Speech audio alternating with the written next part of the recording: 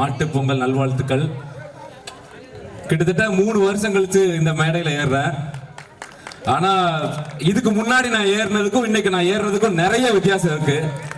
அதை பத்தி என்னோட அனுபவத்தை ஒரு சில விஷயங்களை நான் ஷேர் பண்ணணும்னு ஆசைப்படுறேன். இந்த இளைஞர் நற்பணி மன்றத்தோட இந்த மேடைக்கு ஏறதுக்கு முன்னாடி நான் ஒரு ஆளே கிடையாது. சுரேஷ் பாண்டிங்கிற ஒரு சாதாரணமான ஆளு. இன்னைக்கு ஓரளவுக்கு இந்த மேடையில ஏறி பேசுறேன்னா அதுக்கு முதல் காரணம் இளைஞர் நற்பணி மன்றம் மட்டும்தான். எதுக்காக சொல்றேன்னா, நான் ஒரு 9th 10th ஸ்டாண்டர்ட் படிச்சுட்டு இருந்திருப்பேன். அப்போ ஓரளவுக்கு இந்த விழாலெல்லாம் இன்வால்வ் ஆகி கொஞ்சம் ரெடி ஆகிட்டு இருந்தோம். அப்ப என் கூட ரொம்ப நெருக்கமா இருந்தது மச்சான் கோமதி நாயகம்.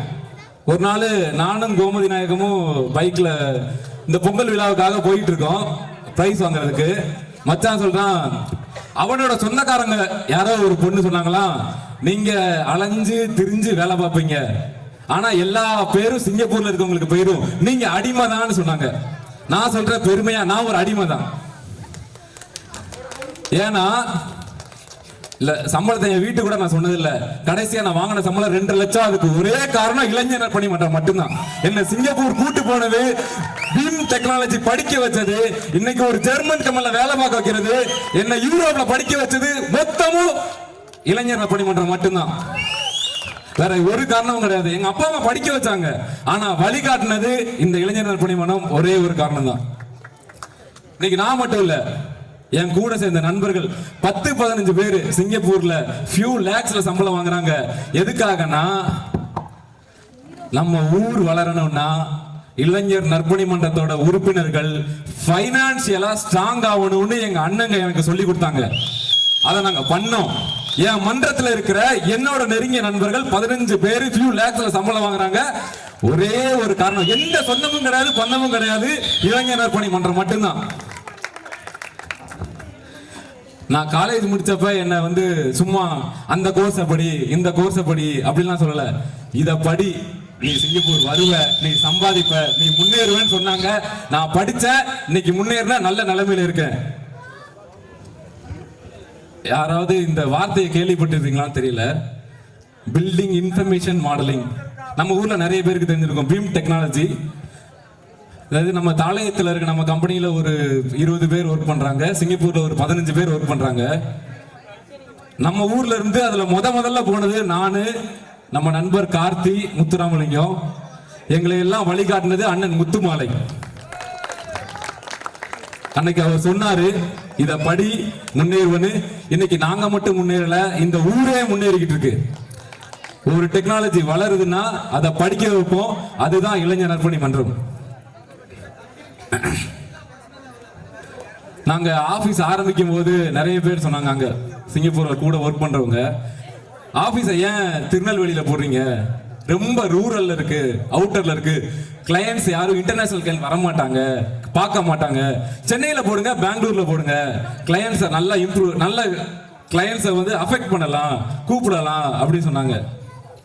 அண்ணன் சொன்னாரு, அங்க போட்டா நம்ம ஊர் பசங்க, நம்மளோட சுத்தி இருக்கிற பசங்க வர முடியுமா, ட்ரைனிங் கொடுக்க முடியுமா?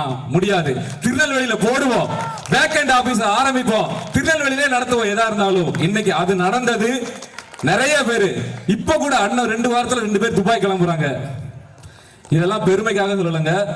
என்ன அடிமைன்னு ஒரு 10 வருஷத்துக்கு முன்னாடி சொன்னாங்கல்ல, அவங்களுக்கு உறக்க கேட்கறதுக்காக சொல்ற. இது இளைஞர் நற்பணி நடத்தல மட்டும்தான் நடக்கும்.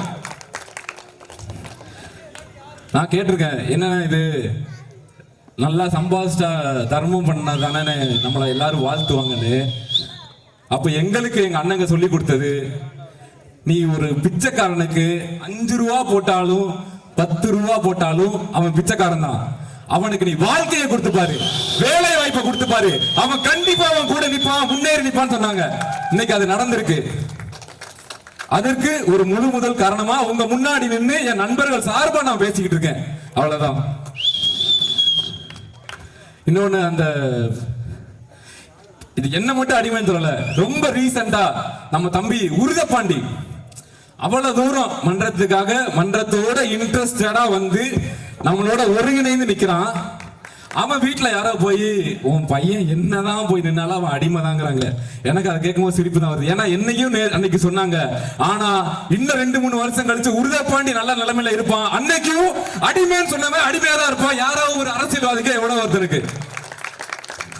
இதுதான் இளைஞர் நற்பண்டி மன்றத்தோட சாதனை. அத சாதனையை பண்ணி காட்டினது எங்களுக்கு. இன்னும் ஒரு சில விஷயங்கள் பேச நினைக்கிறேன். இத ரொம்ப யோசிச்சேன், பேசலாமா வேணாமான்னு. ஓகே, நான் சொல்றேன். நம்ம மன்றத்துல ரொம்ப நெருங்கின நண்பர்களே ஒரு சிலர் வந்து நான் நடுநிலையாளன், அதுவும் எலெக்ஷன் நடக்கிறப்ப, எலெக்ஷன் நடக்கும்போது நான் நடுநிலையாளன், நான் உங்க பக்கமும் நிற்பேன் அந்த பக்கமும் நிற்பேன். எனக்கு தெரியல எங்க பெயின் அவங்களுக்கு புரியுமா புரியாதான்னு எங்களுக்கு தெரியல. 4-5 வருஷத்துக்கு முன்னாடி இந்த விழாவை நடத்ததுக்கு நாங்க எவ்வளவு கஷ்டப்பட்டோங்கிறது அவங்களுக்கு தெரியுமா தெரியலான்னு தெரியல. இதே அதிகார திமிர வச்சுக்கிட்டு இந்த விழாவுக்கு அவ்வளவு இறங்கல் கொடுத்தாங்க. நாங்க இன்னைக்கு எலெக்ஷன்ல நிக்கிறதுக்கு ஒரே காரணம் அந்த அதிகாரம் எங்கள்.